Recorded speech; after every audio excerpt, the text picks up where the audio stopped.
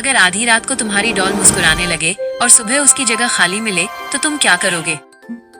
सना को पुराने खिलौनों और अनोखी चीजों का बहुत शौक था।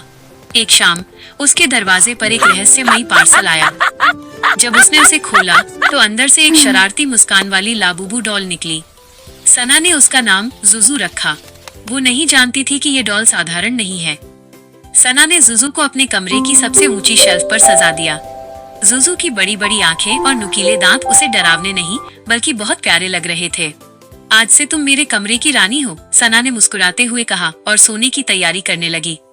जैसे ही रात के 12 बजे कमरे में एक अजीब सी सरसराहट होने लगी। जुजू जो अब तक बेजान लग रही थी, उसकी आंखों में एक चमक सी आई। उसने अपनी गर्दन धीरे से घुमाई और कमरे के अंधेरे में चारों ओर देखा। सना गहरी नींद में सो रही थी। अचानक एक जोरदार धमक की आवाज हुई, जैसे कोई चीज जमीन पर गिरी हो। सना की नींद उचट गई, लेकिन उसने सोचा शायद हवा से खिड़की हिली होगी। उसने करवट बदली और फिर से आंखें बंद कर लीं। लेकिन जुजू शांत बैठने वालों में से नहीं थी। वो शेल्फ से नीचे कूद गई थी। वो दबे पांव सना के स्टडी टेबल की ओर बढ़ी। उसे सना के रंग बिरंगे पेन और चमकदार स्टिकर्स बहुत पसंद आ रहे थे। उसने एक पेन उठाया और अपनी छोटी सी जबान बाहर निकाली। अचानक सना को महसूस हुआ कि कोई उसके पैर के पास चल रहा है। उसने झटके से अपनी आंखें खोली और टॉर्च जलाई। कमरे का नजारा देखकर उसके होश उड़ गए। उसकी किताबें इधर उधर बिखरी हुई थीं और अलमारी के कपड़े फर्श पर पड़े थे। सना ने टॉर्च की रोशनी शेल्फ की ओर घुमाई जहां उसने जुजू को रखा था। वह जगह खाली थी। सना का दिल तेजी से धड़कने लगा। जुजू, क्या तुम सच में चल सकती हो?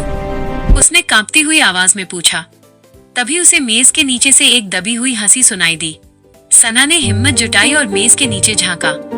वहां जुजू बैठी थी। उसके हाथ में सना का पसंदीदा चॉकलेट कुकी था जो सना ने रात को खाने के लिए रखा था। जुजू के चेहरे पर वही शरारती मुस्कान थी, जैसे वो कह रही हो, पकड़ी गई। सना की डर की जगह अब हंसी ने ले ली। उसने महसूस किया कि जुजू कोई भूतिया डॉल नहीं बल्कि एक जादुई दोस्त है जिसे बस थोड़ी भूख और दोस्ती की तलाश थी।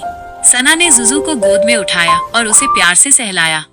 अगली सुबह जब सूरज की किरणें कमरे में आईं, जुजू फिर से अपनी शेल्फ पर वापस पहुंच चुकी थी, लेकिन उसके हाथ में अब भी एक छोटा सा चॉकलेट का टुकड़ा लगा था। सना जानती थी कि ये उनके बीच का एक छोटा सा राज है, उनकी पहली रात का राज।